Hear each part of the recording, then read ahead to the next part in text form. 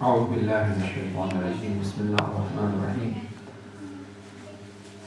الحمد لله أوله بلا أول كان قبله وآخره بلا آخر يكون بعده الذي قصرت عن رؤيته أبصار الناظرين وأجزت عن نأته أوهام الواصفين والصلاة والسلام على سيدنا ونبينا حبيبنا وطبيب نفوسنا أشرف الأنبياء والمرسلين حبيب إله رب العالمين بالقاسم المصطفى محمد اللهم صل على محمد وعلى الطيبين الطاهرين المعصومين المظلومين سيما بقية الله العظم بقية الله خير لكم إن كنتم مؤمنين ولعنة الدائم على أعدائهم أجمعين من الآن إلى قيام يوم الدين أما بعد فقد قال الله تعالى في محكم كتابه المجيد بسم الله الرحمن الرحيم يا أيها الذين آمنوا اتقوا الله وكونوا مع الصادقين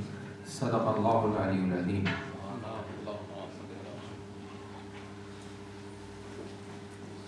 The topic of discussion for today, which I will cover in English and then in Urdu as well.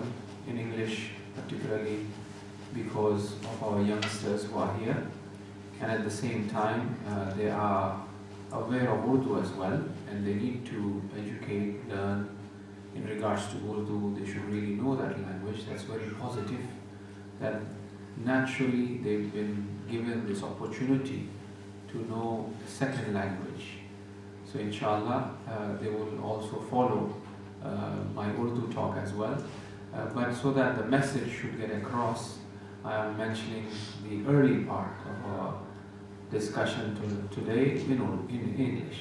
Salawat ala Muhammad wa ala Muhammad. Allahumma salli ala Muhammad wa ala.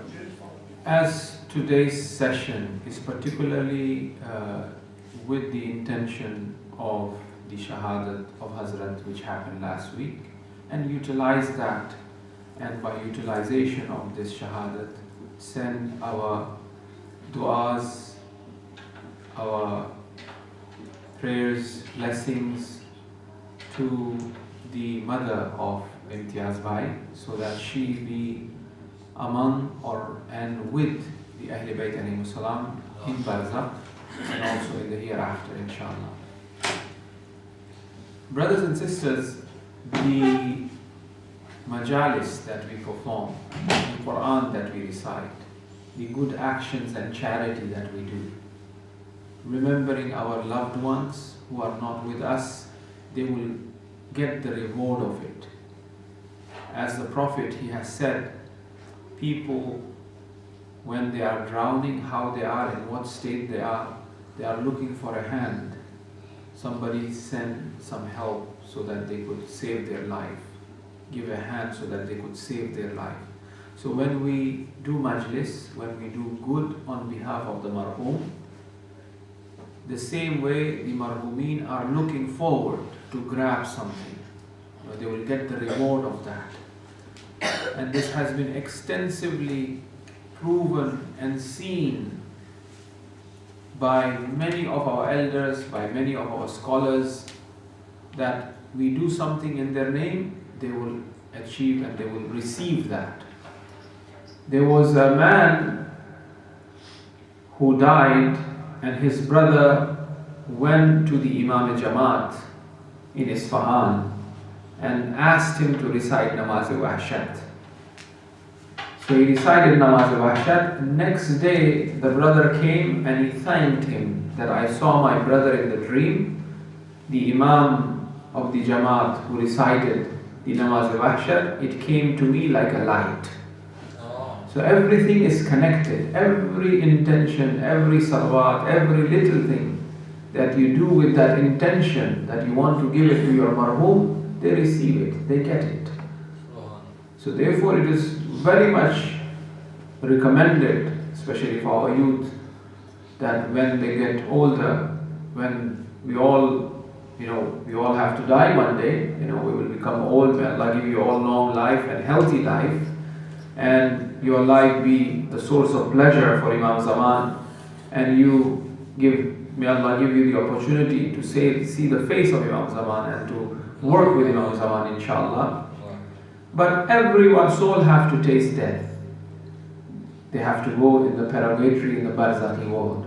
So therefore, for our youngsters, when they have marhumeen, when they have in their family marhumeen, their grandfather, their great-grandfather, they should make sure that they do something for them, like recitation of salawat, recitation of Surah Fatiha. It's very important. Salawat Muhammad wa Now this is in regards to Siddiqa Kubra, Fatima Zahra Salamu alayha. The verse which I recited, Ya ayyuhalladhina amanu, the verse is addressed to the mu'mineen. Quran addresses people in different fashion. It says Ya ayyuhan nas sometimes. It says to the Muslims sometimes, or sometimes it's addressed to the mu'mineen.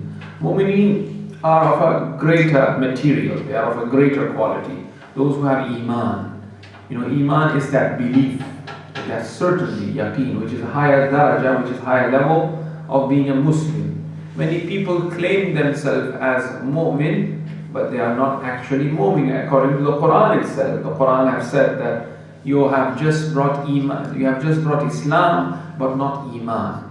Iman is a much of a higher daraja, a higher level of certainty that people have. So this verse is addressed to those who are mu'minun, those who have iman. That's number one. Number two, the issue is the issue of Ya ayyuhalladhina amanu ittaqullah, the issue of taqwa. This is the most all-encompassing and the most important factor of our life. That is taqwa. The Quran, the purpose of that is taqwa. The last will of Amir al-Mu'mineen, he emphasizes taqwa.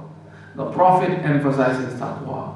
The Jummah khutbah, if the Imam doesn't emphasize on taqwa, that Jummah namaz is not accepted.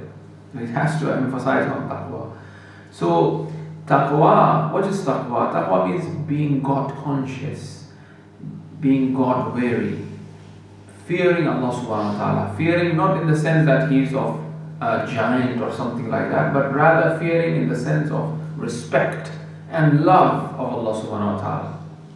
So remembering God, being God conscious. For a little example, and for instance, if there is namaz, there is salat, how important it is that we do jama'at prayer, that we join in jama'at in regards to the sawab that one could acquire.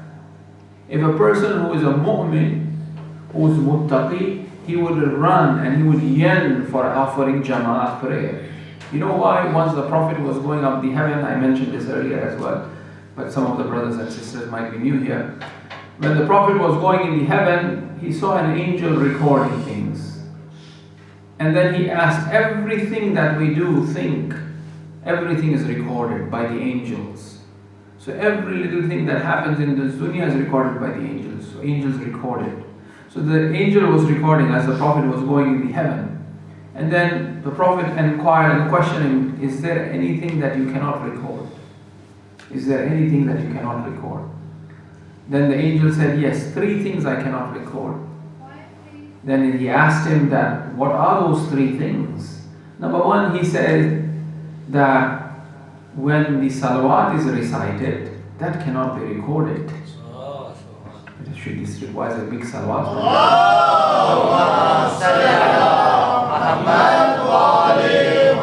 The Prophet inquired why the salawat sawab is not recorded, because its sawab is so much. The angel, they say, we cannot record this sawab. We cannot record this sawab of salawat that it is there. It is because it is in Allah wa malaikatahu yusalluna ala nabi. It is Allah who is sending the salawat. How can a zat which is na mahdud, a zat, an existence which have no limit, which is eternal, if he says something that could be recorded, that will become mahdud. His fail is na mahdud.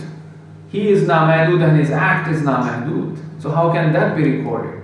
So he said that. So that much amount of sawab the mu'mineen and mu'minat get when they recite salawat, it is unrecorded. because they are becoming one in terms of their wujud with Allah subhanahu wa ta'ala when they are reciting salawat. That's what's happening. So that sawab is in abundance, it cannot be recorded. And these sawabs are very much required by us to really meet and see Allah subhanahu wa ta'ala in the hereafter. The darajat of the hereafter and the nearness to God is with salawat, is with the good actions that we do. The best of it is that really salawat. And these prayers that we do, this namaz and salat that we do. See, we all believe in God. There is no doubt in the wujud of existence of God. And He is the provider. And we also believe in the wilayat of Ahlulbayt.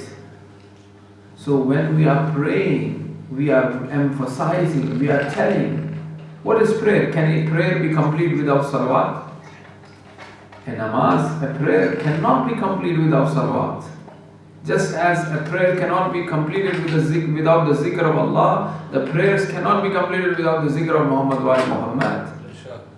So when you are reciting tashahud, you have to recite salawat. Ashhadu anna Muhammadan abduhu wa rasuluhu, Allahumma salli ala Muhammad wa ali Muhammad.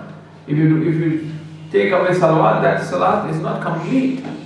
So namaz is really allegiance to God, and at the same time, with God, you are sending your allegiance and salawat to Muhammad wa ali Muhammad. That's what prayers is. That's what salat is.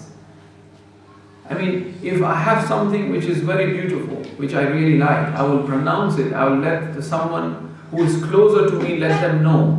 So when I'm praying, I have the greatest thing is Muhammad wa ali Muhammad. So when I'm praying, I'm letting Allah subhanahu wa ta'ala know by sending the salutations upon Muhammad wa ali Muhammad. So that's what prayers is really in reality, if you look at it.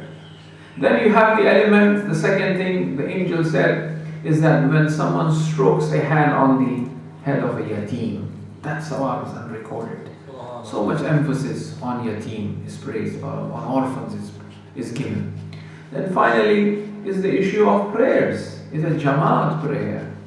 Then when a jamaat is recited and one have that opportunity to attend, and if there be more than 10 individuals in that jamaat, the sawab is unprecedented. It cannot be recorded, the amount of sawab. That is, if the tree and the ocean becomes the ink, it cannot be. So it's really an opportunity. And now for this, it really requires that I should educate myself if I want to achieve or attend a jamaat. I'm late. I arrived, the Imam of Jamaat was praying, for instance, Asr, and he's in his third rakat. What am I supposed to do? How am I supposed to join? These are the things that I need to educate myself in order to achieve that. And achieving that, once again, is for what purpose? It's for that very purpose that I be in the jiwar, in the neighborhood, in the vicinity of Muhammad wa ali Muhammad. That's what it is. That I want to be with Muhammad wa ali Muhammad. When I perform that, I will achieve that nearness to God, that sawab, which will allow me to be in the neighborhood wa jiwar nabiyyika alayhim wa alayhim salam. Salat ala Muhammad wa ali Muhammad. Therefore, that is when a person is God conscious, when he has that taqwa, when he has that understanding, he would run to perform these actions. That's what taqwa is being that awake, that vigilant, that being God conscious.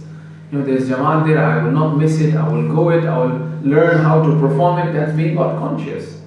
So therefore, that's what it is. Now, I will just mention a few things, when obviously the other, Zakir of Ahlulbayt are present here who want to get the sawab, inshallah.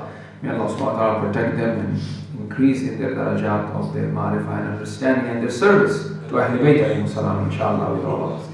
Salat ala Muhammad wa ali Muhammad.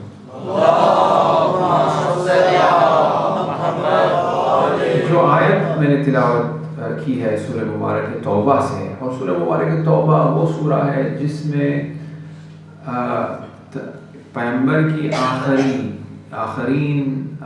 अहवालात, यानी तकरीबन तारीख़ इस्लाम के एतबार से जो आखिर साल है पैगंबर का, वो सूरह तौबा का साल है, जो मस्जिद ज़िरार और मुनाफ़िकीन और जो रोमन्स की तरफ जो ग़ज़वे जंग जो जो कहते हैं पैगंबर रोमन्स की तरफ खजवा लेके गए थे, वो साल है। और कोई अगर ये जानना चाहता है कि क्यों और किस तरह से जो विलायत अमीरुल मोमिनीन को कबूल अफराद नहीं करे हैं और जो हालात थे मदीने के, अगर वो जानना चाहता है तो उसे चाहिए कि उस सूरह तौबा का ज़रा मुताला करे। सूरह तौबा कामिलन नक्शा खींचता है कि किस हालत में मदीना था जब रसूल खुदा ने अमीरुल मोमिनीन को अपना नायब मदीने में करार दिया और जो है रोम की तरफ जा रहे थे जंग करने के लिए। जंग तो हुई नहीं, लेकिन रोम की तरफ जा रहे थे।